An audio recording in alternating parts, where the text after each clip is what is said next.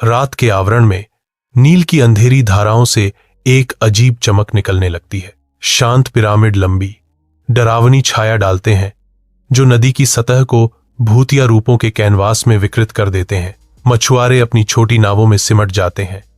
उनकी धीमी आवाजें सर्पीले शरीर वाले जीवों की कहानियां बुनती हैं। एक फुसफुसाता है, मैंने सुना है कि वे रात में पिरामिड के पास इकट्ठा होते हैं। चमक तेज होती है जो रहस्योद्घाटन और प्राचीन रहस्य की रात का वादा करती है। धुंधले मछुआरे की झोपड़ी में परछाइयां नाचती हैं क्योंकि अकेला मछुआरा सावधानी से अपना जाल ठीक करता है। उसकी पत्नी प्रवेश करती है। रात की शांति में एक भाप से भरा चाय का प्याला पेश किया जाता है। आभार पूर्वक सिर हिलाकर वह चाय स्वीकार करता है। उसकी आंखों में आश्चर्य और चिंता का एक अजीब मिश्रण झलकता है। वह अपनी खुली हथेली में रेत का एक छोटा सा ढेर दिखाता है। प्रत्येक कण हल्की रोशनी को पकड़ता है। वह बोलता है। उसकी आवाज एक अजीब खोज से धीमी हो जाती है। आज नदी में कुछ अजीब था। उसकी आवाज अविश्वास का भाव लेती है क्योंकि वह जारी रखता है।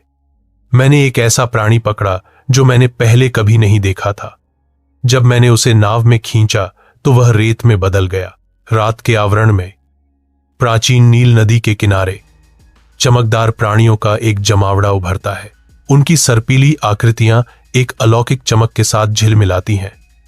आंखें शाश्वत पिरामिडों पर टिकी दूर के सितारों की तरह।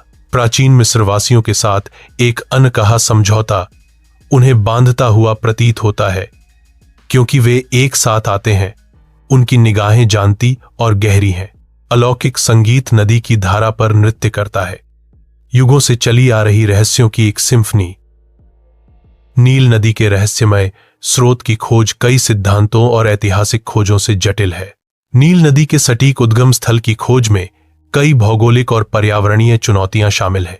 ऐतिहासिक अभिलेखों और आधुनिक वैज्ञानिक तकनीकों के माध्यम से नील नदी के स्रोत का पता लगाने के प्रयास जारी हैं। नील नदी के ऊपरी इलाकों के दृश्य स्रोत की खोज में शामिल दुर्गमता और प्राकृतिक सुंदरता को दर्शाते हैं। विभिन्न संस्कृतियों और समुदायों ने नील नदी के स्रोत को लेकर अपने अपने मिथकों और किंवदंतियों को विकसित किया है। नील नदी के स्रोत का रहस्य अनसुलझा है जो खोज और जिज्ञासा को प्रेरित करता रहता है। नील नदी का प्राचीन बाढ़ चक्र प्राचीन मिस्र की सभ्यता के लिए महत्वपूर्ण था। बाढ़ के समय और स्तर में बदलाव से कृषि और जीवन शैली प्रभावित हुई। बाढ़ ने प्राचीन मिस्र के लोगों के जीवन को आकार दिया।